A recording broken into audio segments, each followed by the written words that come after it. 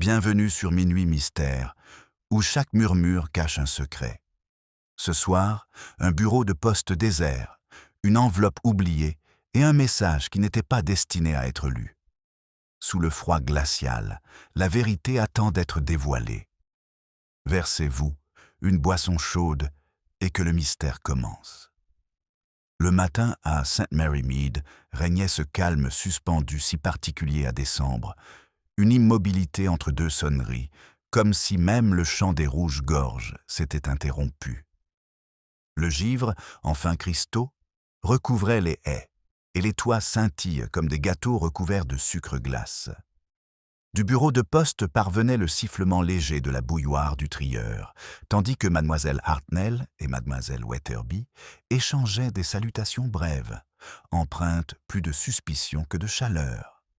C'était, comme chacun aurait dit, une journée tout à fait ordinaire, mais peut-être de ces journées où les petits détails prennent une importance démesurée. Le léger trouble survint lorsque le vieux monsieur Pollard, le facteur de campagne, apparut plus tôt que d'habitude à la porte du presbytère, son vélo luisant de givre et son allure étrangement hésitante. Il portait une simple enveloppe, les bords humides de brume, le rabat ouvert, et chose très curieuse, sans timbre. Je l'ai trouvé tel quel dans la boîte aux lettres, marmonna-t-il à Madame Price Ridley, venue livrer un plateau de mitaines tricotées pour le marché de Noël. Pas d'adresse non plus, à part ces mots à l'encre rouge. J'ai pensé qu'il valait mieux l'apporter directement ici. Les mots, griffonnés en lettres capitales soignées, disaient « Pour celui qui connaît la vérité sur la veille de Noël dernier ». Madame Price Ridley, dont le sens moral était aussi rigide que son corset, déclara aussitôt qu'il s'agissait forcément d'une plaisanterie. « Des enfants, bien sûr », dit-elle avec un petit air triomphant. « Ou ce jeune homme insupportable du garage, il gribouille toujours partout. » Mais sa voix trahissait une pointe d'inquiétude, et elle évita le regard de M. Pollard.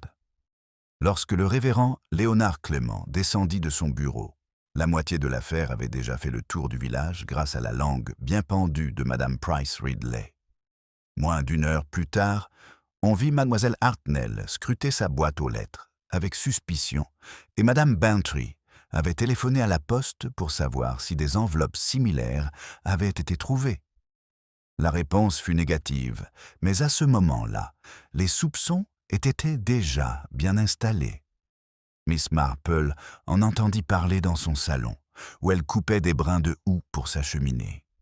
Son neveu Raymond lui avait envoyé un recueil de poésie pour Noël, et elle réfléchissait en silence à l'énergie morale bien plus grande qu'il fallait déployer pour vivre en vers que pour en écrire. Lorsque la jeune Cherry Baker, sa femme de chambre, mentionna la conversation à la poste, les mains de Miss Marple s'immobilisèrent. « Pas de timbre, dites-vous » murmura-t-elle, les yeux mi-clos derrière ses lunettes. « Et laissez sans nom » Cherry acquiesça avec enthousiasme. « Ils disent que c'était écrit en rouge, comme du sang, disait-il. Mais je ne pense pas que ce soit vraiment le cas. » Miss Marple esquissa un sourire. « Non, ma chère, l'encre bave rarement de cette façon, mais on se souvient souvent davantage de la couleur que du fond lorsqu'on est surpris. Et on se demande bien qui, à St. Mary Mead, choisirait Noël parmi toutes les saisons pour embêter le facteur. » Dehors, les cloches de l'église entament leur lent carillon pour l'office à venir, leur son portant doucement dans l'air glacial. À l'intérieur, Miss Marple tournait pensivement le brin de houx, remarquant qu'une baie solitaire, meurtrie à la tige, avait commencé à laisser couler une minuscule goutte de sang sur son linge blanc. « Étrange » murmura-t-elle. « Comment une seule marque peut-elle signifier tant de choses, comme la culpabilité, le souvenir ou peut-être un avertissement ?» Ce soir-là, tandis que les lampes brillaient derrière les rideaux de dentelle, l'enveloppe reposait sur le bureau du presbytère, gardée avec l'importance que seule l'incertitude peut conférer. Le révérend l'avait montrée à sa femme, qui proposa de la remettre à l'inspecteur Craddock le lendemain matin, bien que tous deux s'accordassent à dire qu'aucun crime n'y était encore lié. Pourtant, les commérages de Madame Price Ridley avaient accompli ce qu'aucun sermon n'avait pu, un village désormais à l'affût du moindre péché, flairant le scandale comme des chiens de chasse une piste. Au Blue Boar, la veuve du major Prothero, remariée à un avocat nerveux de Bath, fit remarquer que rien de tel n'arriva par hasard, tandis que le colonel Melchett marmonnait d'un ton sombre à propos des farces qui tournent mal. Une lettre anonyme, teintée de sous-entendus, pouvait blesser plus profondément qu'une arme. Et bien que personne n'eût pu dire pourquoi, chaque conversation de cette soirée sembla tourner autour, comme des papillons de nuit autour d'une flamme, du souvenir de cette veille de Noël précédente, la veillée de chant de Noël, la dispute soudaine près des marches de l'église, le silence qui suivit lorsque les bougies s'éteignirent. Pendant ce temps, Miss Marple était assise devant son feu, son tricot posé sur ses genoux, ses pensées suivant un cours tranquille et réfléchi. Elle savait, comme toujours, que la nature humaine se répétait avec de légères variations et que les lettres, à l'instar des confessions, surgissaient rarement de nulle part. Son regard s'adoucit lorsque l'horloge sonna 6 heures et elle murmura une lettre sans timbre, mais pleine d'intention. Oui, j'ose le dire, elle a commencé. Dehors, la neige commença à tomber, fine comme de la poussière. Le village, de nouveau enveloppé d'une apparente innocence, ignorait que, le lendemain soir, la lettre ne serait plus la seule chose à St. Mary Mead dépourvue de vie et de chaleur. La neige s'était épaissie au matin, adoucissant chaque chemin et chaque haie, si bien que St. Mary Mead semblait fraîchement lavée, d'une blancheur innocente qui faisait paraître les angoisses de la veille comme de simples chimères. Pourtant, tandis que Cheryl Baker allumait le feu dans le salon de Miss Marple, on sentait une certaine impatience dans sa démarche, une envie de parler. « Ils ont découvert à qui la lettre était destinée, mademoiselle », annonça-t-elle, avec ce mélange d'appréhension et de joie si particulier aux jeunes du village. Ou du moins, ils pensent qu'elle l'était. Miss Marple leva les yeux de son ouvrage de raccommodage. « Oh, c'est remarquablement rapide pour quelque chose qui n'a ni nom ni adresse. » Cherry acquiesça, son récit prenant de l'ampleur. Madame Price Ridley dit que c'était pour Madame Bantry, car c'est la seule à avoir un secret digne d'être raconté, avec sa nièce venue de Londres la veille de Noël dernier et toute cette histoire de lanterne dans la serre. Ses yeux brillèrent. Certains disent que ça a un rapport avec le type qui a disparu du train cette nuit-là, celui que la police n'a jamais retrouvé. L'aiguille de Miss Marple s'arrêta en plein vol. « On est rarement précis quand on dit jamais vraiment trouvé, ma chère. On veut dire qu'on n'a jamais cherché là où il aurait fallu. » Elle reprit sa broderie, le visage impassible. Quant à Madame Bantry, je la crois parfaitement capable de défendre sa réputation. En réalité, Madame Bantry s'y employait déjà dans son salon. Un plateau à thé stratégiquement placé comme une sorte de barrière pour la conversation.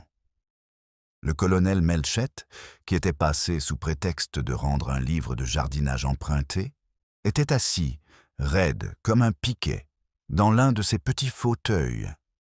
Sa moustache frémissait tandis qu'il s'efforçait d'être courtois. « Je suis sûr que vous avez entendu les rumeurs, Dolly. Absurde, bien sûr. Craddock pense néanmoins qu'il vaut mieux récupérer la lettre pour l'examiner. Cela ne vous dérange pas, n'est-ce pas? Ça vous dérange ?» Madame Bantry laissa échapper un petit rire. « Mon cher Melchett, si cela me gênait chaque fois que le village mêlait mon nom à une de ces histoires, je serais déjà à l'hôpital psychiatrique. Dites à l'inspecteur Craddock qu'il est le bienvenu, même s'il n'y trouvera rien de plus palpitant que quelques coins humides. » Elle lui versa le thé trop vite, le liquide débordant de la soucoupe. En partant, Melchett faillit percuter M. Pollard, qui se tenait près du portail, chapeau à la main. Le facteur avait le visage pâle sous sa barbe. « Excusez-moi, monsieur, mais elle a disparu. La lettre, je veux dire. Elle s'est volatilisée du bureau du presbytère. » Sa voix baissa. « On dit que quelqu'un l'a prise la nuit dernière. » Le froncement de sourcils de Melchett s'accentua. « L'avoir pris? Par ce temps ?» Pollard hésita, puis ajouta à voix basse « Madame Price Ridley a aperçu une silhouette près du presbytère à 10h30. Elle a dit qu'elle portait un manteau sombre et était sans chapeau. Elle n'a pas pu en dire plus, mais elle a juré que ce n'était pas le vicaire. À midi, la lettre disparue était devenue un mystère plus grand encore que son contenu. Certains prétendaient qu'elle n'avait jamais existé, une invention de Madame Price Ridley pour égayer son avinte morne. D'autres murmuraient qu'elle contenait quelque chose de trop dangereux pour être révélé. À la poste, la femme du vicaire semblait épuisée d'avoir nié les deux versions. Miss Marple écouta toute la conversation pendant son déjeuner avec Madame Bantry, dont l'humour avait quelque peu déraillé ce matin-là. « J'ai dit à Arthur que nous devrions partir pour Noël, » soupira-elle, en remuant sa soupe. « Mais il insiste, St. Mary Mead est le seul endroit où il ne se passe jamais rien. » Un sourire malicieux illumina son regard. « Vous savez ce que ça veut dire, Jane fait toujours quelque chose. » Miss Marple sourit. « On constate souvent que la vie prend un malin plaisir à contredire notre sentiment de sécurité. » Elle plia soigneusement sa serviette. « Dites-moi, Dolly, vous est-il déjà arrivé d'écrire une lettre sans l'envoyer ?» Madame Bantry cligna des yeux. « Pardon. Oh, une simple question, » répondit Miss Marple d'un ton léger. « Nombreux sont ceux qui écrivent des choses qu'ils n'ont jamais l'intention de publier ou qu'ils espèrent ne jamais voir lues. C'est un étrange réconfort, ce genre d'écriture. Une façon de parler à sa conscience sans avoir à se confesser. » Madame Bantry regarda son amie d'un air perspicace, puis laissa échapper un petit rire sincère. « Tu donnes toujours l'impression que la méchanceté est si banale, Jane. Comme quelque chose qu'on pourrait ranger dans un tiroir. »« Peut-être, » dit doucement Miss Marple, « mais les tiroirs ont la fâcheuse habitude de se bloquer au pire moment. » Dehors, le givre se remit à scintiller, tandis que la lumière de l'après-midi faiblissait. Des enfants passaient en luge, leur rire bref et résonnant. Les cloches de l'église sonnaient un peu plus sourdement, comme si l'air lui-même s'était épaissi. Au Blue Boar, M. Pollard, les mains tremblantes, était assis près du feu, persuadé d'avoir bien verrouillé la porte du presbytère ce soir-là. Sollicité, il admit avoir aperçu une lanterne à la fenêtre de la sacristie. Une lueur à peine perceptible apparut puis disparut. Le soir venu, la conversation s'était retombée comme une neige tombée, trompeuse, dissimulant toute trace de bon sens. Pourtant, Miss Marple, rentrant de chez Madame Bantry, remarqua la fine trace de pas qui ne menait ni à la poste ni à l'église, mais à l'allée derrière le jardin du presbytère, un chemin peu fréquenté en hiver. Elle s'arrêta, son souffle s'élevant comme de la fumée. « Intention », murmura-t-elle. « Si souvent, cela commence dans le silence. » Le vent fit bruisser le houx dans ses bras, dispersant quelques baies éclatantes dans la neige. Elle les regarda tomber, rouges sur le blanc, accusation sur innocence, puis elle poursuivit son chemin, le visage impassible. Les empreintes ne menaient pas plus loin que le virage près de la haie du presbytère, où un amas de neige avait obstrué le chemin, effaçant la suite. Miss Marple, appuyée sur sa canne, observa un instant de plus les traces, avançant à petits pas assurés plutôt que pressés.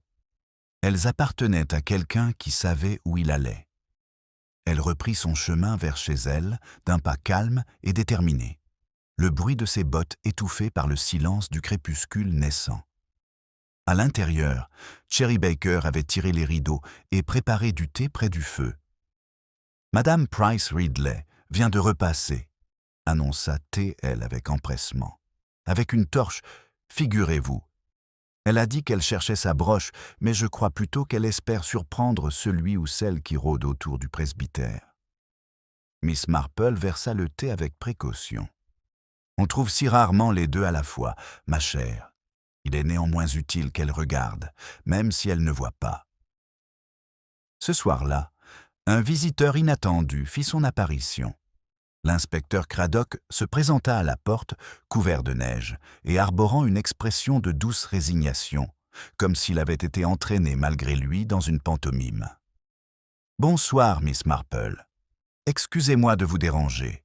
Je viens du presbytère.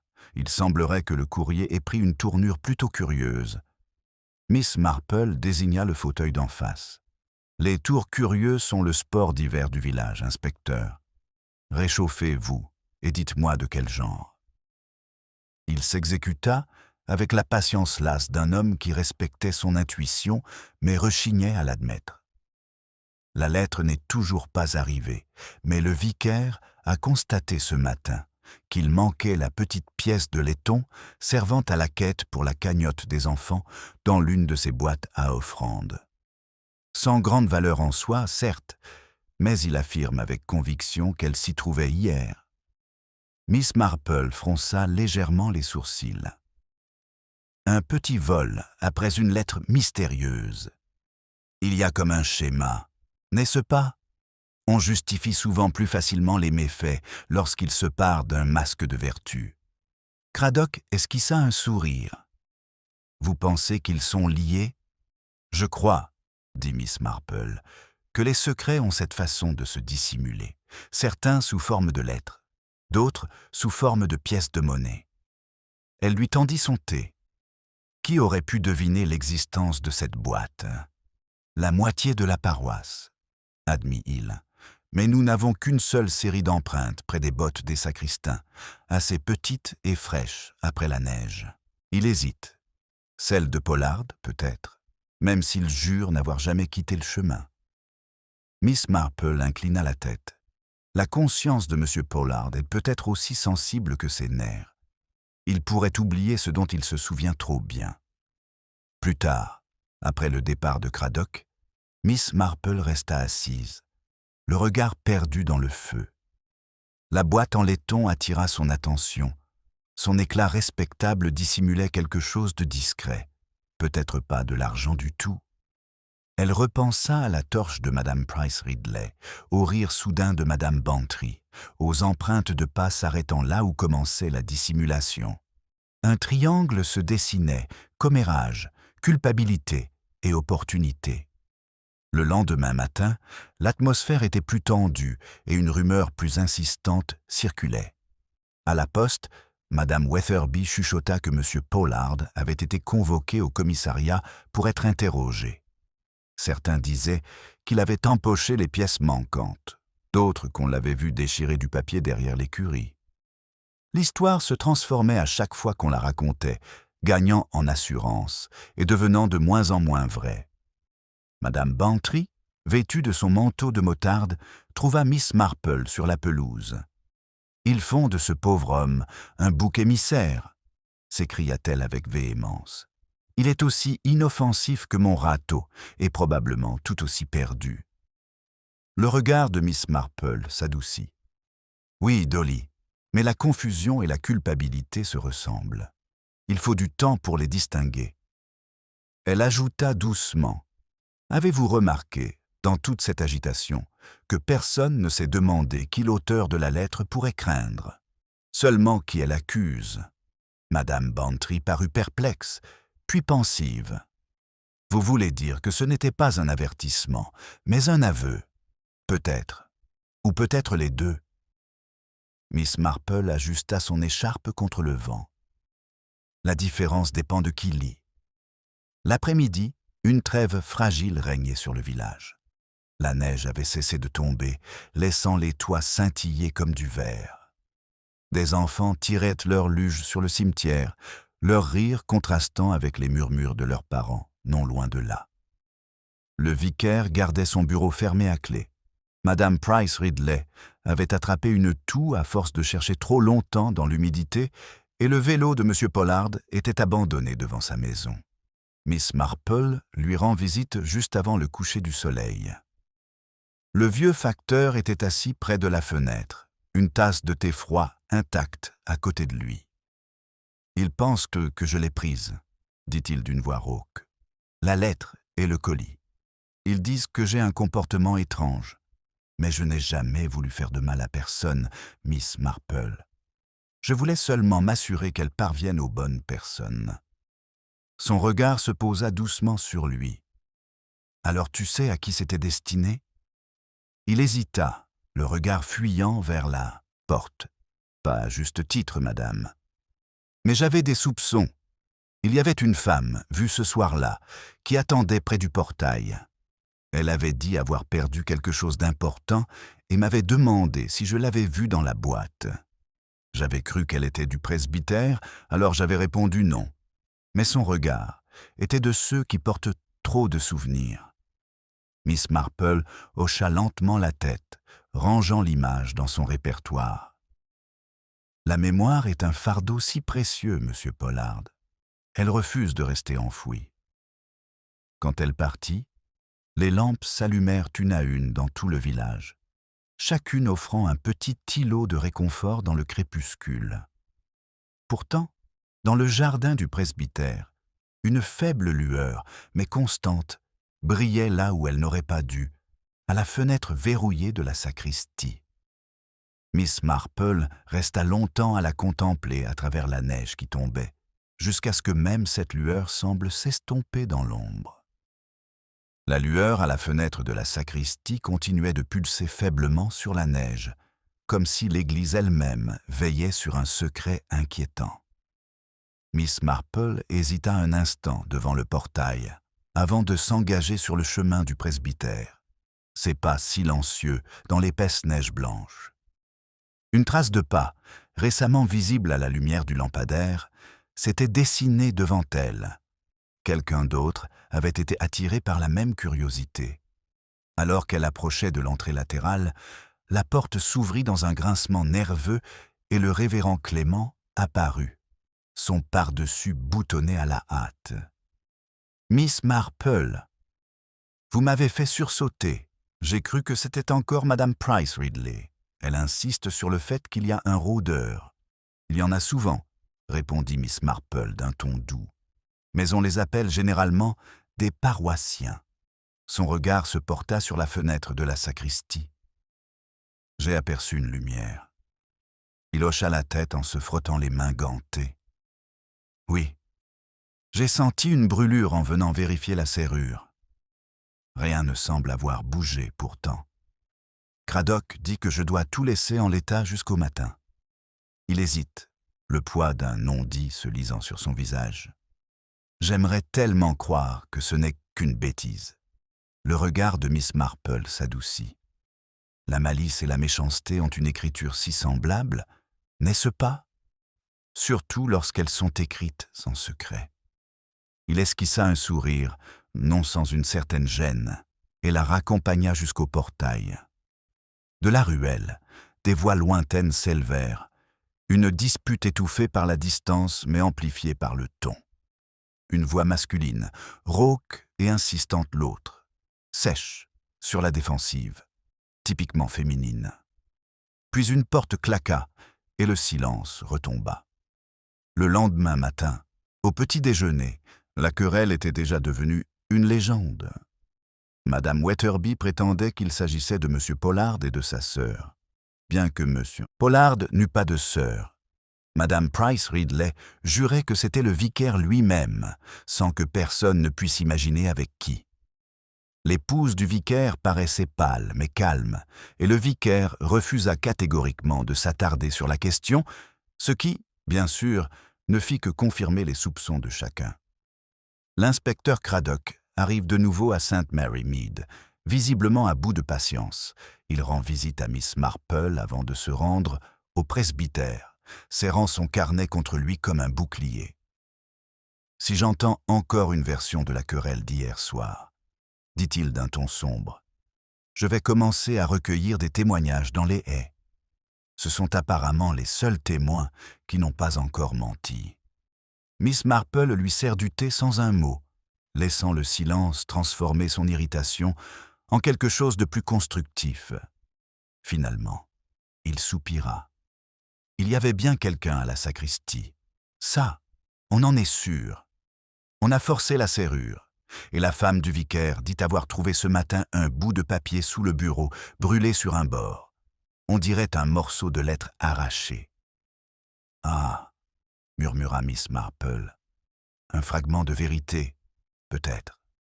Ce sont toujours des choses désordonnées. » Cradock le lui montra. Seuls quelques mots étaient encore lisibles. Trop tard pour réparer les dégâts. Le reste était brûlé, réduit à des traits illisibles. L'écriture était soignée, précise, pas celle d'un enfant. Miss Marple l'examina, le visage grave. La propreté est souvent signe de désespoir, inspecteur. Il est plus facile de maîtriser l'encre que sa conscience. À midi, la paroisse bruissait de spéculations. Madame Bantry, partagée entre amusement et inquiétude, téléphone à Miss Marple pour lui annoncer que M. Pollard avait quitté le village, fait sa valise et pris le premier bus pour Market Basing. Les villageois réagirent avec l'unité prévisible, son départ était à la fois la preuve de sa culpabilité et, curieusement, un acte de lâcheté trop humble pour être criminel. Les apparences avaient habilement remplacé les faits. Miss Marple faisait sa promenade de l'après-midi le long de l'allée de l'église, les yeux baissés comme pour admirer les personnages qui luttaient contre le givre. Elle remarqua un mégot de cigarettes près du portail de la sacristie, de ces cigarettes bon marché qu'on ne trouve que chez le buraliste près de la gare. Monsieur Pollard ne fumait jamais. Quelqu'un d'autre avait attendu là, peut-être à observer, peut-être à regretter. Une légère empreinte de talon persistait près du pilier du portail, étroite et pointue. Une chaussure de femme, assurément, mais profondément marquée, comme si elle était restée immobile longtemps. Plus tard dans la journée, Madame Bantry invita quelques amis à ce qu'elle appelait un thé d'urgence. Parmi elles se trouvait Madame Price Ridley, rayonnante d'importance, Mademoiselle Hartnell, austère mais d'une rigueur morale à toute épreuve, et Miss Marple, tricotant sereinement près du feu. La conversation s'enchaîne, s'entremêle comme les fils de sa laine. Chacune prétendait avoir su quelque chose en premier, ou avoir soupçonné quelqu'un plus tôt. Sous ce brouhaha, Mademoiselle Marple percevait le rythme discret de l'instinct de survie et le besoin de reporter sa culpabilité ailleurs. Madame Price Ridley était parfaitement au courant de la situation lorsqu'elle déclara « Ces choses commencent toujours par quelque chose d'anodin, un peu de tromperie, une liaison secrète peut-être. Je l'ai déjà dit, ce village a l'air respectable, mais il recèle suffisamment de secrets pour commettre 10 meurtres. » Miss Marple leva légèrement les yeux. « Et pourtant, ma chère, il est remarquable de constater combien souvent la vérité se cache non pas dans le péché, mais dans une bonté mal orientée. » Un silence s'installa un instant à table. Le feu crépita doucement. Puis, d'un ton faussement léger, Madame Bantry dit « Mon Dieu, Jane, vous le présentez comme si quelqu'un avait mal agi pour une bonne raison. » Les aiguilles de Miss Marple cliquèrent une fois, 2 fois. « Parfois, disait-elle, c'est la raison la plus dangereuse de toutes. » L'horloge sonna 5 heures. Dehors, le crépuscule s'étendait comme de la soie bleutée sur la neige. Tandis que les dames prenaient leurs manteaux et disaient au revoir, Miss Marple demeurait près de la fenêtre, son reflet se confondant avec le jardin qui s'estompait au loin. Là, près du portail, une silhouette s'arrêta, une femme en manteau sombre, sans chapeau, le visage dissimulé par le revers de son col. Elle resta immobile un long moment, avant de disparaître au bout de l'allée. Les doigts de Miss Marple restèrent posés sur la vitre. Au loin, une cloche d'église sonna une note unique et creuse. L'écho de la cloche persistait tandis que Miss Marple resserrait son châle. ses yeux suivant la ruelle où la femme s'était tenue quelques instants auparavant. La neige s'accumulait à nouveau, douce mais tenace, effaçant les empreintes presque aussitôt faites. Elle resta près de la fenêtre jusqu'à ce que seul le faible éclat du lampadaire subsiste, petite sentinelle de lumière dans le silence qui s'assombrissait.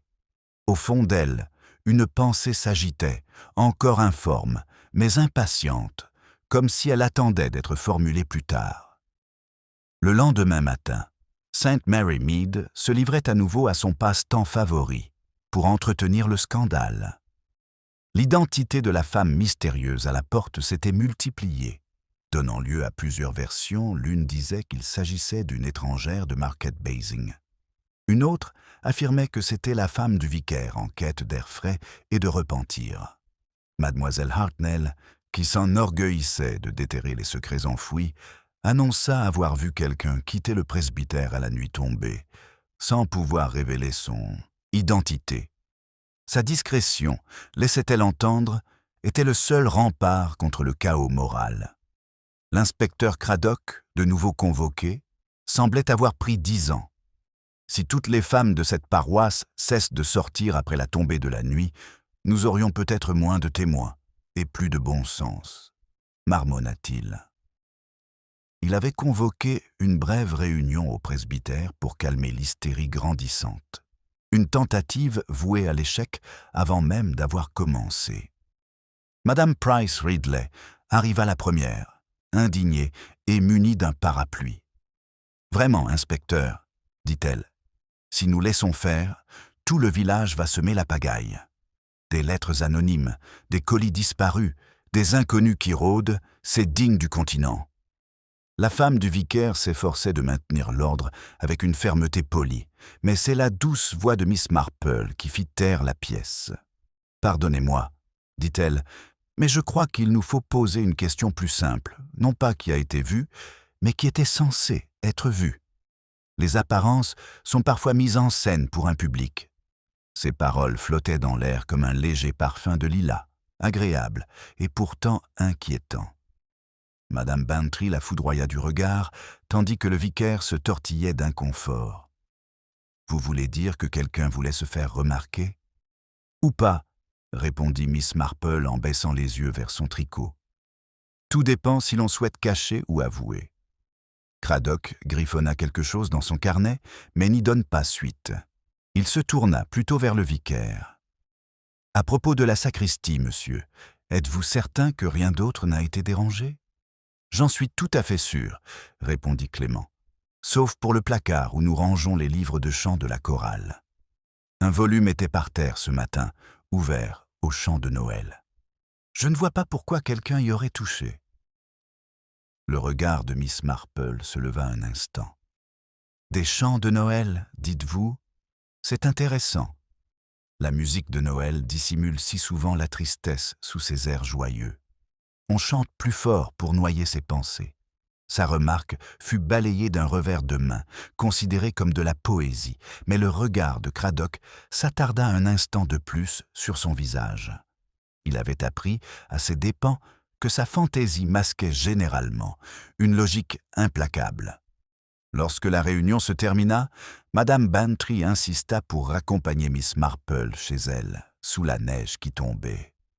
« Vous vous amusez beaucoup trop, Jane, » dit-elle, à moitié exaspérée. « On dirait que les méfaits du monde sont un jardin que vous rêvez de tailler. » Miss Marple laissa échapper un petit rire. « Peut-être bien, Dolly, mais je vous assure que je ne taille que lorsque les plantes deviennent tellement envahissantes qu'elles étouffent leurs voisines. » En s'engageant dans le chemin, ils passèrent devant la maison de M. Pollard. Les rideaux étaient tirés, le vélo toujours absent. Pourtant, une légère fumée s'échappait de la cheminée. « C'est étrange, » murmura Madame Bantry. « Ils avaient dit qu'il était parti pour de bon. » Miss Marple marque une pause. On laisse souvent des traces pour suggérer un départ. La fumée, par exemple, peut signifier une présence ou une dissimulation. Elle s'approcha, regardant à travers la vitre givrée. « Et ça, ajouta-t-elle doucement, Ce n'est pas la lueur d'un foyer, c'est une lanterne. À l'intérieur, un mince rayon de lumière se déplaça brièvement, dévoilant la silhouette d'une femme penchée sur un bureau. Puis, l'obscurité. Miss Marple recula avant que Madame Bantry n'ait pu s'exclamer. « Mieux vaut ne pas effrayer les ombres, ma chère. Elles disparaissent quand elles ont peur, et c'est terriblement embêtant de devoir les poursuivre. » Plus tard dans la soirée, l'inspecteur Craddock revint à sa maison avec des nouvelles. « Nous avons vérifié le logement de Pollard à Market Basing, dit-il. Il n'est jamais arrivé. Personne ne l'a vu sur la route non plus.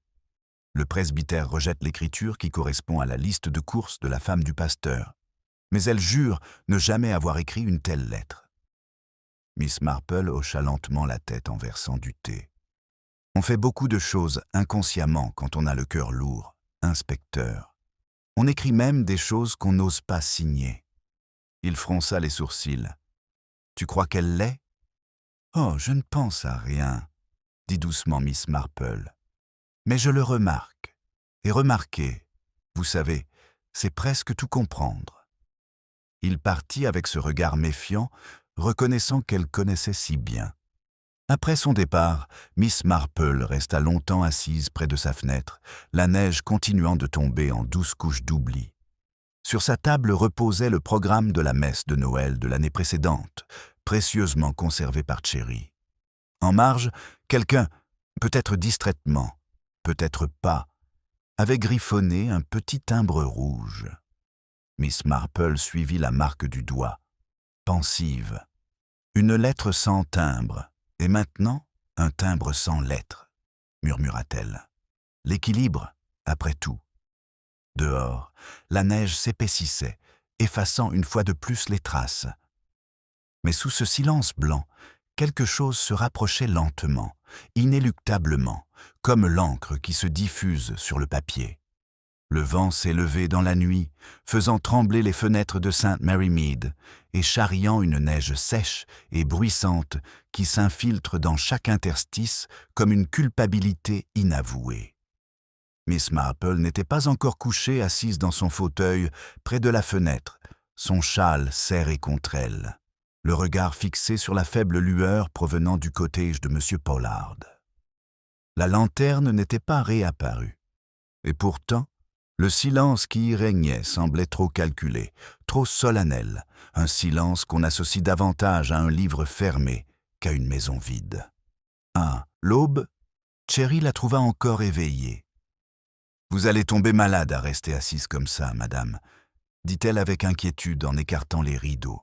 « Il fait un froid de canard. »« Oui, ma chère, » murmura Miss Marple.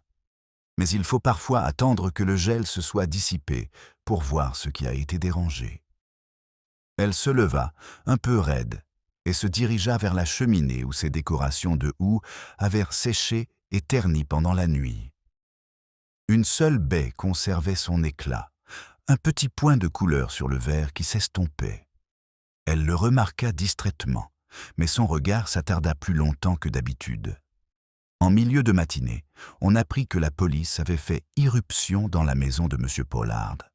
Le lit du facteur était sans surveillance, mais des signes de présence récente étaient visibles, une bougie à moitié consumée, une tasse de thé froid et une odeur de pétrole. Plus étrange encore, sous une lame de parquet mal fixée, ils avaient découvert une liasse de lettres, toutes non postées, écrites de la même main soignée. Craddock les avait apportées directement au poste. Madame Bantry apporta la nouvelle en personne, son manteau déboutonné par l'excitation. « Arthur dit que ce sont des lettres d'amour, » annonça-t-elle, le souffle coupé. « Imaginez, le vieux Pollard avec une amoureuse. C'est presque poétique, si ce n'est pour le secret, bien sûr. » Miss Marple écouta sans surprise. « On cache son affection avec plus de zèle que sa culpabilité, Dolly. Cela donne trop de pouvoir aux autres de connaître notre tendresse. » Madame Bantry fronça les sourcils. « Vous voulez dire que ce ne sont pas ces lettres ?»« Oh, j'imagine bien que oui, » répondit Miss Marple en remuant pensivement son thé. « Mais la question est de savoir à qui elles étaient destinées et pourquoi elles n'ont jamais été envoyées. Plus tard dans la matinée, l'inspecteur Craddock est revenu, le paquet de lettres à la main. « Elles ne sont pas signées », a-t-il dit. « Toutes adressées à ma chère, toutes cachetées, jamais postées. L'écriture correspond à celle du billet trouvé dans la sacristie. Mais le papier est différent, plus fin, plus cher. Du papier à en-tête du presbytère, en fait. » L'expression de Miss Marple s'adoucit. Ah, nous en revenons donc à la question des apparences. Craddock semblait mal à l'aise. « Vous ne pensez pas que la femme du vicaire ?»« Je suppose que non, » l'interrompit-elle doucement. « Mais je crois qu'elle porte en elle un chagrin que personne n'a su nommer. Cela rend les gens insouciants de façon étrange, comme laisser des tiroirs ouverts ou des lettres non envoyées. » Craddock se frotta l'arête du nez. « Si seulement je pouvais distinguer, dans ce chaos, ce qui relève du crime et ce qui relève de la conscience. Elles sont souvent intimement liées, inspecteur. L'une donne forme à l'autre. » Elle jeta un coup d'œil vers la fenêtre, où la neige tombait maintenant, en flocons lents et denses. « Comptez-vous l'interroger ? Après l'office de ce soir, dit-il d'un ton sombre. Elle insiste, elle n'a rien à cacher. Elle dit peut-être la vérité, répondit Miss Marple. Mais la vérité, comme l'innocence, est rarement simple. Ce soir-là, l'office des vêpres était peu fréquenté, mais chaque banc semblait attirer plus de regards que de prières. Madame Price Ridley s'agenouillait avec une telle piété que son chapeau tremblait de dévotion. Le recueil de cantiques de mademoiselle Hartnell frémissait d'impatience. Seul le visage de mademoiselle Marple restait serein, bien que son regard se posât de temps à autre sur la femme du vicaire, pâle, presque translucide à la lueur des bougies. Lorsque la chorale entama « Once in Royal David's City », sa voix se brisa et elle porta un mouchoir à ses lèvres. Le vicaire, s'en apercevant, bafouilla dans son propre couplet. Après la cérémonie, tandis que les fidèles se dispersaient dans la neige, Miss Marple s'attarda près du porche. La femme du vicaire apparut seule, nouant ses gants d'une main tremblante. « Une belle cérémonie », murmura Miss Marple. La jeune femme commença. « Oh, Miss Marple. Oui, je suppose que c'était elle. Je suis plutôt fatiguée, c'est tout. »« La fatigue vient des souvenirs, » dit gentiment Miss Marple. Inutile d'en parler, cela se voit toujours dans les mains. Elles gardent leur propre confession. Un instant, une lueur de reconnaissance, peut-être même de soulagement, traversa le visage de l'autre. « Tu en vois trop », murmura-t-elle avant de s'éloigner à toute vitesse vers le presbytère, sa silhouette bientôt engloutie par la neige. Miss Marple reste là à observer jusqu'à ce que la dernière trace disparaisse, son souffle formant un léger nuage dans l'air froid. Elle se tourna ensuite vers le cimetière où des ombres se dessinaient sur les pierres comme des signatures oubliées. Près du mur de la sacristie, la neige était étrangement perturbée, formant un petit creux où quelque chose avait été enfoncé dans le sol puis retiré. Elle se pencha, écartant la congère, et ses doigts effleurèrent le coin fragile d'un papier, le bord déchiré d'une enveloppe, légèrement taché de rouge. Elle se releva lentement, le fragment coincé entre ses doigts. Une légère odeur de paraffine s'y imprégnait, la même qui persistait dans la chaumière de M. Pollard. Une trace de soin et de dissimulation reliant deux âmes, qui, toutes deux, n'avaient peut-être eu d'autre intention que de se protéger. Du haut du clocher, l'horloge sonna l'heure, chaque note résonnant à travers la neige comme un avertissement. Le temps, lui aussi, révèle ce que les gens tentent d'enfouir. Le dernier carillon s'éteint dans la neige, ne laissant que le léger craquement des branches et le lent silence qui s'installe sur le cimetière. Miss Marple glissa le fragment d'enveloppe déchiré dans son gant, sa respiration régulière, malgré le froid. Elle eut l'impression qu'un fragile déséquilibre venait de se produire, comme si le village lui-même avait basculé sur son axe moral. Elle se détourna du mur de la sacristie et rentra chez elle, sa canne traçant de petites marques nettes dans la neige. Dans son cottage, le feu faiblissait. Cherry était allée se coucher, laissant un mot sur la table. L'inspecteur est passé, disant qu'il repasserait peut-être ce soir. Miss Marple le lut 2 fois, puis s'assit devant les braises. Elle ouvrit la main. Le bout de papier était presque impalpable, et pourtant, elle sentait le poids de nombreux mots non dits, de ceux qui se corrodent quand on ne les prononce pas. Elle le rapprocha de la lueur. Les bords noircirent de s'embrûler. « Résistant », murmura-t-elle, tout comme ceux qui l'avaient écrit. Peu après, on frappa doucement, timidement. Lorsqu'elle ouvrit la porte, la femme du vicaire se tenait là, le visage pâle sous la lumière blafarde de la neige. « Je suis désolée de vous déranger, Miss Marple, » dit-elle d'une voix éraillée par l'épuisement. « Mais enfin, je n'arrive pas à dormir. » Miss Marple s'écarta d'un ton doux. « Entrez donc, ma chère. » La chaleur humaine favorise l'honnêteté, à condition d'être disposée à se réchauffer. Elles étaient assises côte à côte près du feu, la vapeur s'élevant du thé versé à la hâte. Pendant un moment, aucune des deux ne parla. Les mains gantées de la femme tordaient le bord de son foulard jusqu'à l'effilocher. Finalement, elle murmura « L'inspecteur croit que j'ai écrit cette lettre. Il se trompe.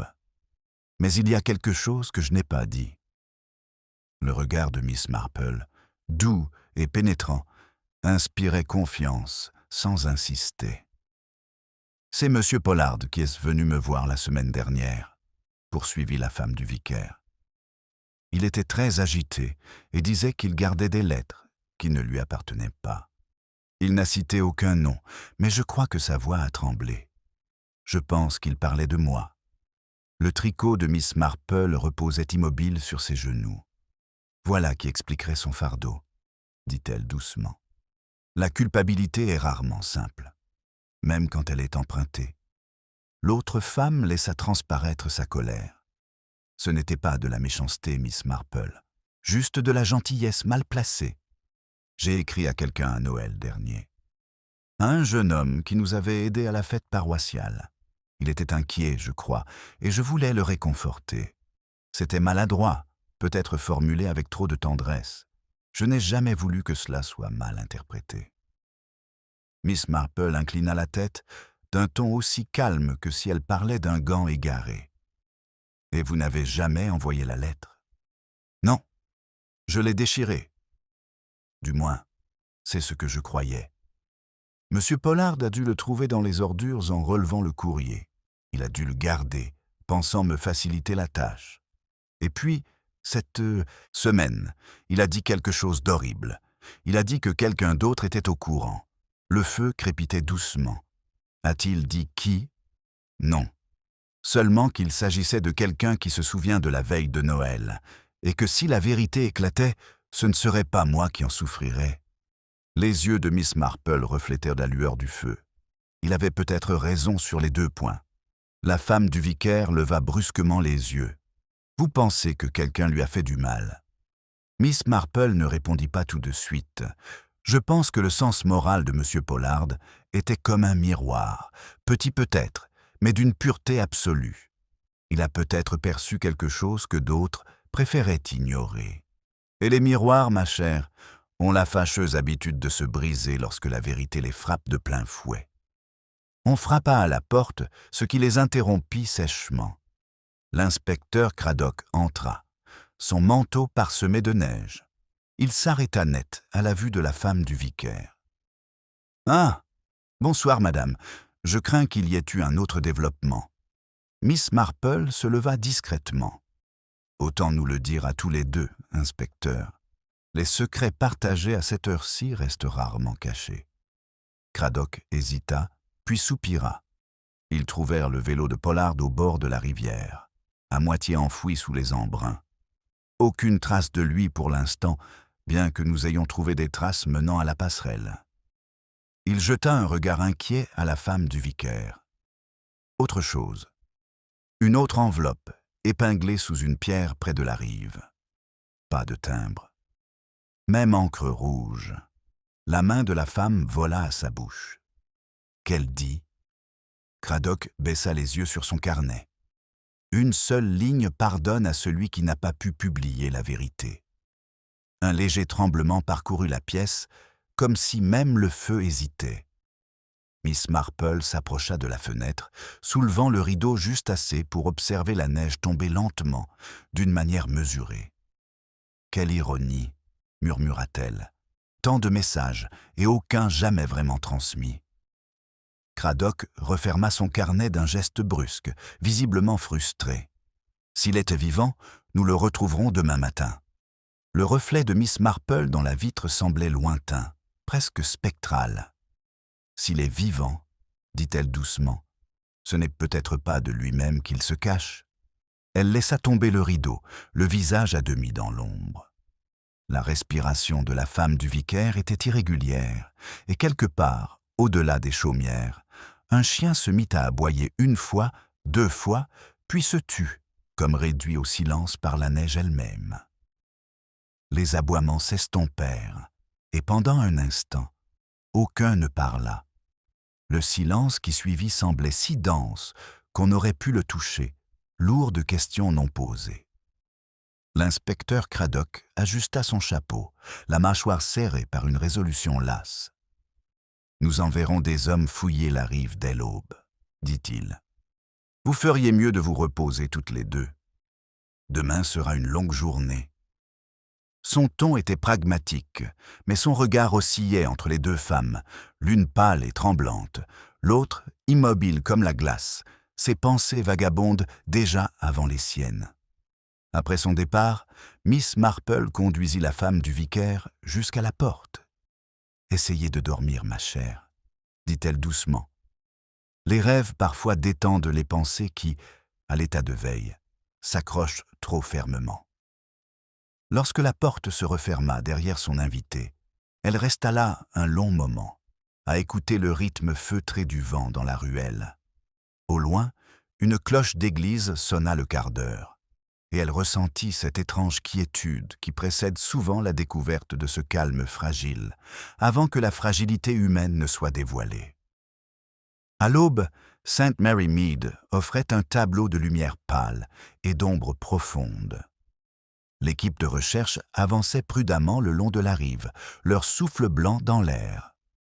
Miss Marple, invitée à titre d'observatrice, s'y était déjà rendue avant leur arrivée. Elle avait suivi le méandre où l'eau ralentissait, remarquant la fine croûte de glace près des roseaux et comment elle était brisée à un endroit, pas assez large pour qu'une chute y soit possible, mais suffisamment pour qu'un objet ait pu s'y glisser. Pourtant, il n'y avait personne. Seulement la silhouette indistincte d'un talon de botte à demi recouvert de neige. Cradock la rejoignit, le visage rouge de froid et de frustration. « Rien, » dit-il sèchement. « Pas la moindre trace de lui. Soit il est tombé dans la rivière et a été emporté par le courant, soit il se cache quelque part, assez malin pour nous ridiculiser tous. Parfois, on confond intelligence et conscience, » murmura Miss Marple. « Et la conscience se trouve souvent là où on s'y attend le moins. » Il lui lança un regard perçant. Que signifiait-il? Mais Miss Marple esquissa un sourire. « Ce qui signifie que les rivières n'emportent pas ce qui n'est pas prêt à partir, inspecteur. Vous devriez peut-être envisager de chercher ailleurs. » Son allusion le laissa perplexe, mais il la respecta suffisamment pour acquiescer. « Je vais demander aux hommes d'aller voir le vieux moulin. Il y a une dépendance assez sèche pour s'y abriter. » Il hésita, puis ajouta « La femme du pasteur m'a parlé du jeune homme à qui elle a écrit l'an dernier. Il s'appelait Edward Lane. Curieusement, il travaillait pour les postes avant la guerre. » L'expression de Miss Marple changea presque imperceptiblement. « Ah, la boucle est bouclée. Encore des messages. Envoyés, non envoyés, mal distribués. » Elle dit qu'il a ensuite quitté l'Angleterre et émigré, du moins c'est ce qu'elle a entendu dire. Mais Pollard prétendait que quelqu'un se souvenait de la veille de Noël. Je ne vois pas le rapport entre les deux. Oui, dit-elle simplement. Les liens ont tendance à se tisser d'eux-mêmes lorsqu'on cesse de les rechercher. Tandis qu'il retourne vers le village, un silence étrange régnait sur St. Mary Mead. Les rideaux frémissaient discrètement, même les livraisons de lait du matin semblaient plus lentes, effectuées avec une précaution exagérée. La nouvelle de la disparition de Pollard avait replié l'endroit sur lui-même. Chaque visage était une lettre non lue, chaque salutation polie teintée d'une pointe de méfiance. Les apparences commençaient à se fissurer. Madame Bantry, toujours prête à informer le public, accourut à leur rencontre. « Vous avez entendu parler de ça ?» lança-t-elle essoufflée. « La femme du pasteur est alitée. Apparemment, elle a fait un malaise. Le médecin est à son chevet. » Miss Marple la remercia avec une douce sollicitude, sans paraître surprise. Un fardeau soulagé est souvent pire qu'un fardeau enduré, dit-elle. Quand les secrets passent du silence à la parole, ils emportent le corps avec eux. Cet après-midi-là, tandis que Cradock s'occupait des aspects pratiques, Miss Marple se rendit au presbytère. Le vicaire l'accueillit, visiblement troublé. « Je ne comprends pas ce qui lui prend, Miss Marple. » Elle insiste. Elle voit M. Pollard hier soir devant sa fenêtre, près de la treille de rose. Mais la neige ne porte aucune trace. C'est comme s'il s'était arrêté, gêné. Enfin, comme si elle avait rêvé. Le regard bienveillant de Miss Marple se posa sur lui. Les rêves, Monsieur Clément, sont rarement des inventions. Ce sont des vérités répétées en secret. Le vicaire la conduisit à l'étage, où sa femme, pâle, reposait sur son oreiller, les mains tremblantes. « Il était là, » murmura-t-elle, les yeux écarquillés. La lumière d'une lanterne éclairait son visage. Il a dit que ces lettres ne lui avaient jamais appartenu. Miss Marple s'assit à côté d'elle, lissant la couverture. « Et quoi d'autre, ma chère ?» Les lèvres de la femme tremblaient. Il laissa tomber quelque chose. Je crus que c'était de la neige, mais en regardant, je vis un petit papier plié comme une prière. Je le cachai sous l'oreiller. Miss Marple le récupéra avec précaution, un petit morceau de papier à lettres, aussi fin qu'auparavant. D'une main tremblante, on pouvait lire « C'est fait ». La vérité repose là où elle a commencé. Une tache rouge maculait le pli. « Encore de l'encre rouge », murmura Miss Marple. Comme la nature humaine est constante, même dans la dissimulation. Elle se leva, glissa le journal dans sa poche et jeta un coup d'œil vers la fenêtre. La treille de rose était saupoudrée de neige, mais une branche était cassée, ses épines arrachées comme si quelque chose l'avait effleurée à la hâte. Elle regarda la femme pâle dans le lit qui sombrait déjà dans un sommeil agité. En bas, Miss Marple s'arrêta devant le bureau du vicaire, son regard se posant sur la pile de recueils de cantiques près du bureau. Celui du dessus était ouvert à un chant familier, la vérité d'en haut. Elle le referma doucement, comme pour faire taire une voix trop franche. Dehors, le ciel s'assombrissait à nouveau. La neige recommençait à tomber doucement, persistante, effaçant une fois de plus toute trace. Mais l'expression de Miss Marple, tandis qu'elle s'avançait dans le froid, était calme et pensive, celle de quelqu'un qui sait déjà que le prochain pas doit être fait en silence, de peur que la vérité ne s'éveille et ne s'enfuit avant même d'avoir pu être nommée. Des flocons de neige se posèrent sur le chapeau de Miss Marple, tandis qu'elle franchissait le portail du presbytère, chaque flocon fondant au contact de son souffle chaud. Son pas était tranquille, mais ses pensées s'agitaient sous la surface calme de sa démarche. La phrase inscrite sur le papier plié, « La vérité repose là où elle a commencé », lui semblait moins une confession qu'une instruction, comme si quelqu'un lui avait tendu une énigme, attendant qu'elle comprenne le langage de la culpabilité. Lorsqu'elle atteignit son portail, le village était plongé dans le silence hivernal. Des lampes brillaient derrière les rideaux, et l'air exhalait une légère odeur de charbon et de souper. Quelques maisons plus loin, La fenêtre de Madame Price Ridley scintillait comme une tour de guet, sa silhouette se déplaçant rapidement de gauche à droite. Le sens du devoir de cette femme envers autrui la tenait rarement en éveil après 9 heures, et Miss Marple savait qu'elle serait encore debout, prête à échanger rumeurs contre assurance. Elle entra comme par hasard. Madame Price Ridley la reçut avec une solennité pressée.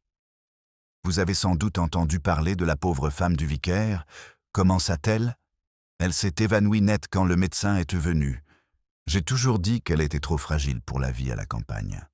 Et entre nous, Miss Marple, les personnes fragiles ont souvent une imagination débordante. » « En effet, » répondit doucement Miss Marple.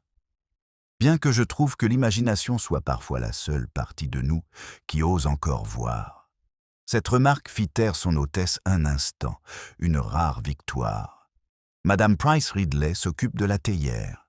« Vous savez, » reprit-elle à voix basse, « le docteur a dit à ma femme de chambre que le presbytère conserve les vieux registres paroissiaux dans la sacristie. Des choses confidentielles, des lettres d'antan, et que l'on demandait souvent à M. Pollard d'aller chercher la clé. Tout à fait déplacé, à mon avis. Je ne ferai confiance à aucun homme qui se souvient de trop de choses. Ni personne qui oublie trop peu, murmura Miss Marple. Son regard s'adoucit. Elle partit peu après, non sans avoir remarqué une légère odeur de paraffine imprégnant le châle de Madame Price. C'est curieux, étant donné son aversion publique pour tout ce qui est commun ou inflammable. De retour, chez elle, Miss Marple s'assit de nouveau près de sa fenêtre. La lueur du feu vacillait sur son visage, creusant profondément les rides de son observation. Elle songea au fils qui sillonnait désormais St. Mary Mead Lettres, lanterne, encre rouge et une profonde angoisse morale. Ce n'était jamais la simple malice qui tissait de tels liens, mais la décence dévoyée, des gens agissant selon ce qu'ils croyaient être bon, prudent ou mérité. Au village, on dirait que M. Pollard avait succombé à la folie ou à la sentimentalité. Miss Marple soupçonnait quelque chose de plus froid, un acte de protection déplacé, allé trop loin pour être retiré. L'inspecteur Craddock arriva peu après, les bottes couvertes de neige. « Vous avez les dernières nouvelles ?» demanda-t-il sans préambule. « Nous avons trouvé où Pollard se cachait. Ou plutôt, où il se cachait. Le vieux moulin, comme vous l'aviez dit. Vide maintenant, mais il y avait de la literie et une lanterne qui brûlait jusqu'à la fin. » Miss Marple acquiesça. « Et y avait-il autre chose ?» Il hésite. « Un recueil de cantiques semblable à ceux du presbytère. Ouvert à God rest ye merry, gentlemen. Ne laissez rien vous affliger, a-t-elle murmuré. Un sentiment courageux pour les coupables. » Il fronça les sourcils. J'aurais presque trouvé ça ironique. Mais il y avait autre chose, une seconde série d'empreintes, plus claires, plus petites. Celle d'une femme, à en juger par l'apparence. Elle menait vers la porte du pré. « Ah !» murmura Miss Marple. « Et le portail était fermé à clé ?»« Non. Déverrouillé, et le loquet taché d'une substance rouge, mais pas de sang. De l'encre peut-être. » Elle joignit les mains. L'histoire fut alors réécrite une fois de plus. Chacun tente de modifier la vérité pour la faire correspondre à sa conscience. Craddock laissa échapper un rire sec. « Si jamais vous vous lassez du jardinage, Miss Marple, vous pourrez faire une bonne inspectrice. »« Oh, je jardine précisément pour cette raison, inspecteur. La nature cache et révèle, à la fois on apprend la patience en observant ce qui repousse. » Il partit peu après, non sans avoir promis de veiller sur le presbytère toute la nuit. La porte refermée, Miss Marple resta un instant immobile, écoutant le vent se soulever contre les carreaux. Au loin, au-delà de la ruelle, un léger bruit métallique se fit entendre, discret mais régulier, comme celui d'un loquet qui se déplace. Elle enroula son châle autour d'elle et sortit. La nuit était épaisse de neige, chaque flocon illuminé par sa lanterne. Près du cimetière, elle s'arrêta. Le portail était entr'ouvert, oscillant légèrement sous le vent. Juste derrière, un éclat attira son regard, le reflet terne du laiton. Le tronc disparu gisait à moitié enfoui sous la neige, sa fente noircie par la suite. Elle s'agenouilla avec précaution et le nettoya. À l'intérieur, quelque chose cliquait, non pas des pièces, mais du papier. Elle en sortit une lettre, au bord brûlé, écrite de la même encre rouge. Seule la première ligne avait résisté aux dégâts. À celui qui a pris la miséricorde pour la vérité. Le souffle de Miss Marple se fit sentir dans le froid. « Alors, murmura-t-elle, la lettre fut envoyée à l'expéditeur. Des arbres près de la sacristie parvint un léger craquement. Un pas, mesuré et proche. Miss Marple tourna sa lanterne vers le bruit. Le faisceau capta un bref mouvement, un ourlet de manteau, la courbe d'une épaule, disparut aussi vite qu'ils étaient apparus.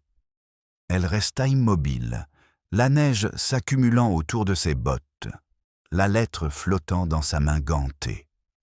Au loin, une horloge sonna 9 heures, et l'écho de sa sonnerie sembla ténu l'air d'attente. Le 10e carillon trembla dans l'air, puis se perdit dans la neige qui tombait. Miss Marple demeura près du portail de l'église, sa lanterne vacillant dans le courant d'air. Plus rien ne bougeait, hormis le léger sifflement du vent dans les ifs.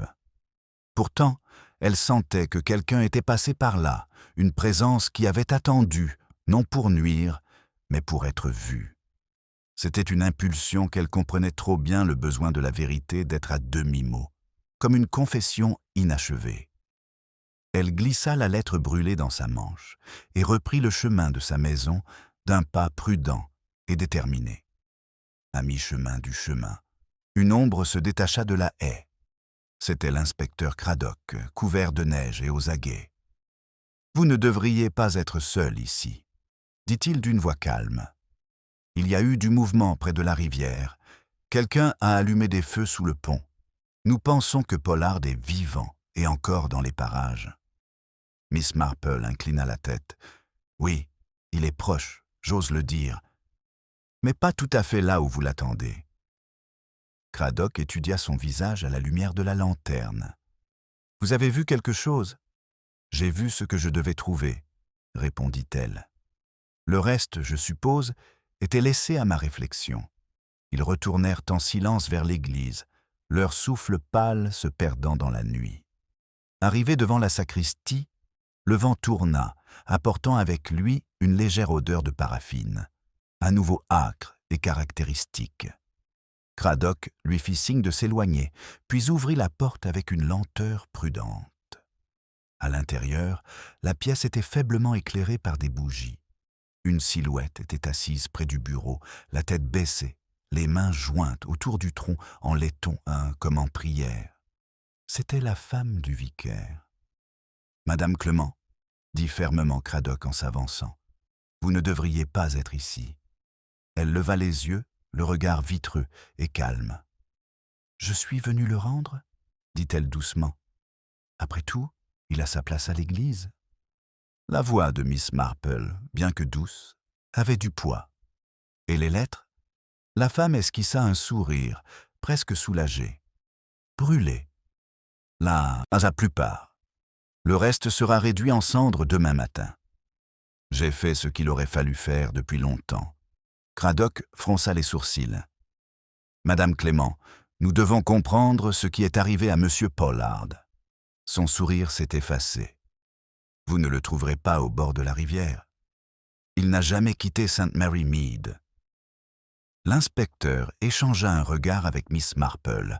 « Alors, où est-il » Elle jeta un coup d'œil vers la balustrade de l'hôtel.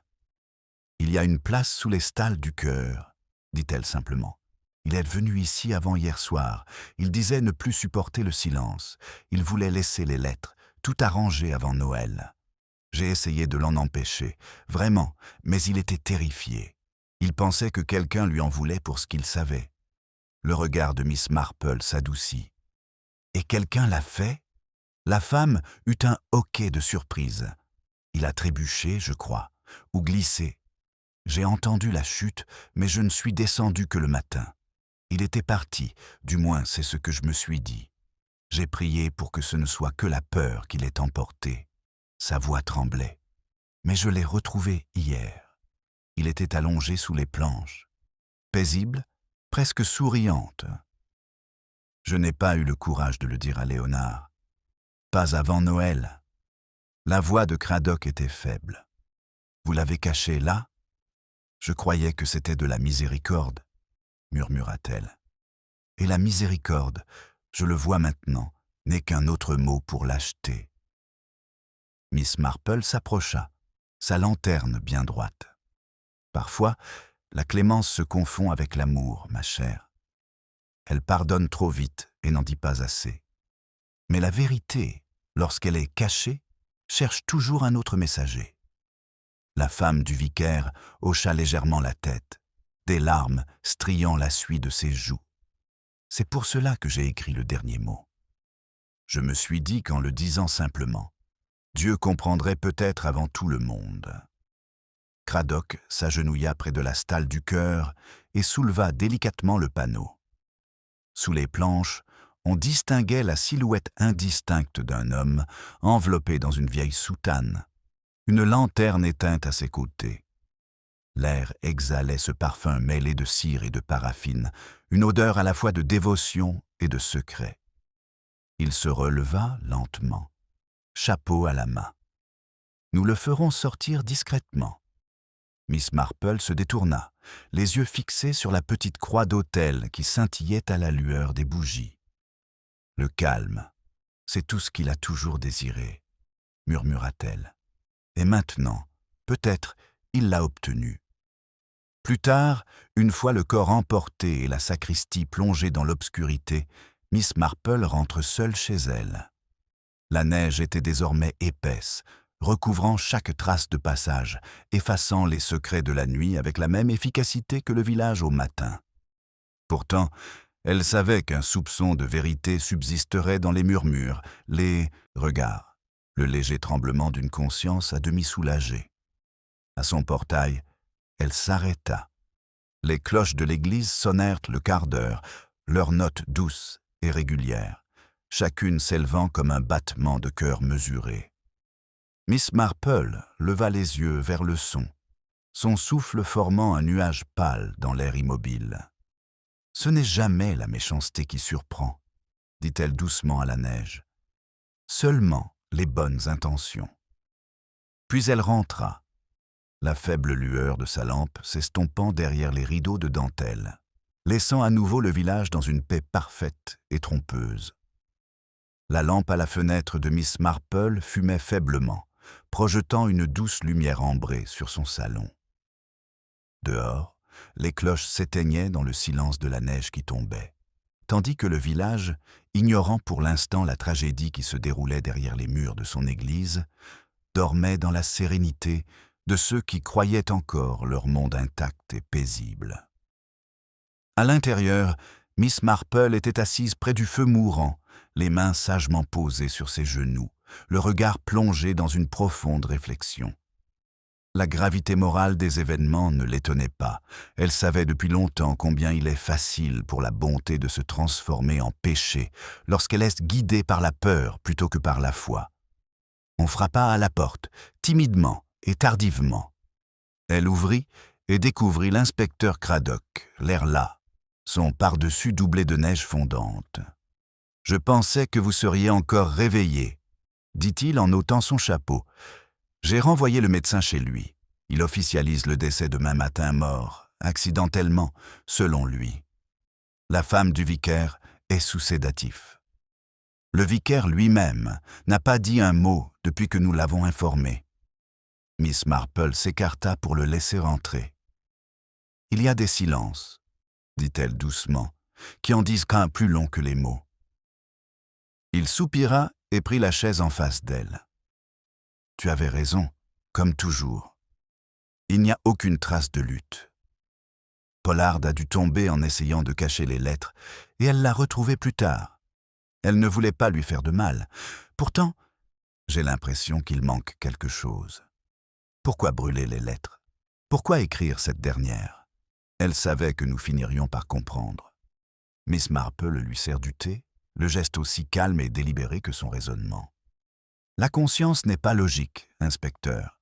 Elle cherche des symboles, non des solutions. Quand on cache la vérité par bonté, l'acte devient un sermon en soi. Brûler les lettres était sa façon de se repentir sans avouer. La dernière lettre était sa demande de pardon. Il fronça les sourcils. Alors pourquoi l'encre rouge? Le regard de Miss Marple s'attarda sur le bord de la tasse. Car elle voulait que sa confession soit visible sans un mot. Le rouge n'est pas seulement le sang, vous savez, c'est aussi un souvenir. Cradock se laissa aller en arrière en se massant les tempes. Tu le dis presque poétiquement. Je suppose que je suis trop pragmatique pour trouver du réconfort dans la poésie. Peut-être, dit-elle avec un léger sourire. Mais le pragmatisme occulte souvent la logique sentimentale de la culpabilité. La pauvre femme pensait préserver la décence. Monsieur Pollard, que Dieu le bénisse, pensait préserver son âme. Ensemble, ils ont enterré la vérité à 2 reprises, une fois dans le silence et une autre fois sous les stalles du cœur. Cradock laissa échapper un léger sifflement. Et nous appelons cela une paroisse tranquille. Oh, c'est vrai, répondit Miss Marple. Mais la discrétion, comme la vertu, est souvent une question de présentation. Sainte Mary Mead préfère que son péché soit servi avec élégance, sur de la belle porcelaine, avec de la crème plutôt que du scandale. Il laissa échapper un petit rire malgré lui, mais celui-ci s'éteignit aussitôt. Je repense sans cesse à cette lettre, celle que nous avons trouvée près de la rivière. Pardonne à celui qui n'a pu poster la vérité, elle aurait presque pu leur être adressée à tous les deux. Les aiguilles à tricoter de Miss Marple cliquèrent doucement, tandis qu'elle reprend son ouvrage. En effet, je le crois. Monsieur Pollard, à sa manière, avait tenté de lui faire parvenir la vérité. Mais sans timbre, le message ne pouvait jamais être envoyé. Le moindre oubli, voyez-vous, peut bouleverser tout le calcul moral. Ils restèrent un moment assis dans un silence complice, le seul bruit étant le tic-tac régulier de l'horloge de la cheminée. Dehors, l'aube commençait à percer l'obscurité, une faible lueur se glissant sur la neige. Cradock se leva enfin et enfila ses gants. « Vous témoignerez à l'enquête, bien sûr. »« J'espère que vous n'êtes là qu'en tant qu'auditrice, » dit Miss Marple. Les auditeurs sont bien plus rares que les orateurs en pareilles occasions. Il sourit, mi-amusé, mi-respectueux. « Vous me pardonnerez de le dire, mais vous auriez fait une détective très dangereuse, Miss Marple. » Elle soutint son regard avec un amusement discret. « Oh, je vous assure, inspecteur, je ne suis absolument pas dangereuse, seulement observatrice. Le danger réside chez ceux qui agissent avant d'avoir bien compris. » Après son départ, Miss Marple resta assise, le feu désormais réduit à une faible lueur. Son regard se porta vers la fenêtre, où les premiers rayons du soleil dévoilaient les toits du village sous leurs délicats manteaux blancs. De là, Sainte Mary Mead paraissait pure, inviolée, ses secrets à nouveau enfouis sous le poids paisible de la neige. Elle se leva pour tirer les rideaux, mais s'arrêta, remarquant le houx sur sa cheminée.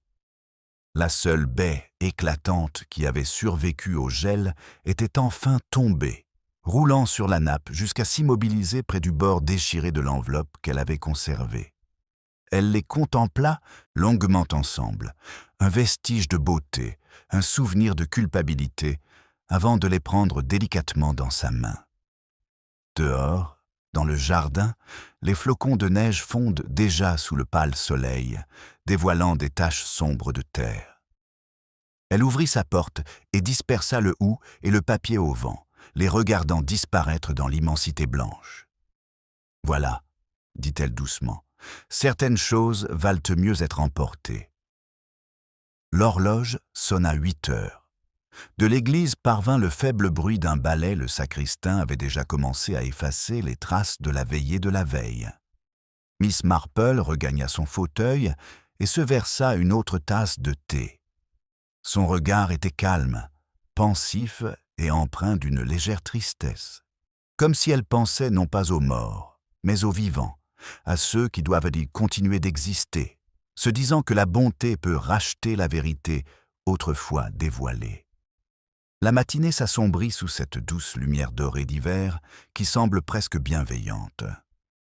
St. Mary Mead, toujours ponctuelle dans ses habitudes, s'éveilla de sa torpeur collective avec l'efficacité vive et presque inconsciente d'un village déterminé à se remettre sur pied. Le garçon boulanger sifflotait le long de la pelouse. Madame Price Ridley portait un panier à l'épicerie, s'arrêtant à chaque porte pour échanger des chuchotements déguisés en condoléances. La cloche de l'église sonna une fois à 9 heures, un son à la fois ordinaire et grave. Dans sa chaumière, Miss Marple, tasse de thé à la main, observait le village reprendre son cours paisible. Elle était toujours frappée par la rapidité avec laquelle les gens retrouvaient l'ordre après le désordre, comme si la morale, à l'instar du temps, pouvait se rétablir par la simple habitude.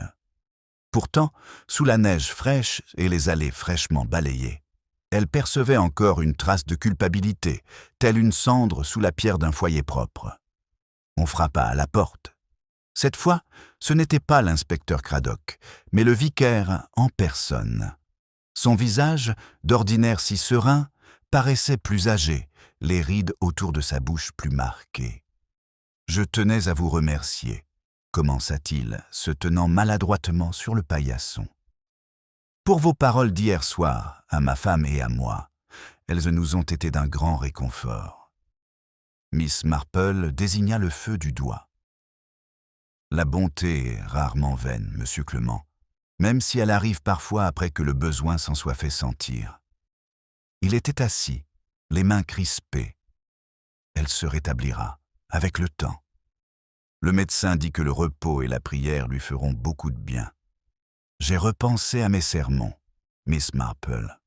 À la vérité, j'en ai tant parlé, et pourtant je crois que je n'ai jamais vraiment compris à quel point elle peut être impitoyable. Le regard de Miss Marple s'adoucit. La miséricorde n'est pas son contraire, vous savez. Elles empruntent le même chemin, mais dans des directions opposées. Il hocha lentement la tête. Je m'en souviendrai. Se levant pour partir, il hésita sur le seuil. C'est étrange. Hier, j'étais si sûr que notre village était épargné par cette décadence morale dont on parle dans les romans. Et maintenant, j'ai l'impression que chaque geste de bonté, chaque bonne intention, dissimule un motif secret. Miss Marple esquissa un sourire. C'est seulement parce que vous avez commencé à regarder de plus près, mon cher vicaire. Ce n'est pas le monde qui a changé, c'est vous. Après son départ, le cottage sembla plongé dans un profond silence. Miss Marple reprit son tricot, mais son esprit s'égara. L'image du visage calme et sérieux de M. Pollard lui revient, celle d'un homme qui croyait que la décence pouvait conjurer le chaos, et la pauvre Madame Clément, qui avait confondu abnégation et force. Ce n'étaient pas des scélérats, ni de simples âmes prisonnières de leur propre distinction. La tragédie de St. Mary Mead, pensa Miss Marple, n'avait jamais résidé dans la méchanceté, mais dans la confusion entre le bien et le mal. Vers midi, Cherry reçoit par la poste une fine enveloppe de Raymond, son neveu, qui écrivait de Londres. Il la remerciait pour le gâteau aux fruits et joignait un article de théâtre sur une nouvelle pièce scandaleuse, pleine d'ambiguïté morale, qu'il disait qu'elle détesterait.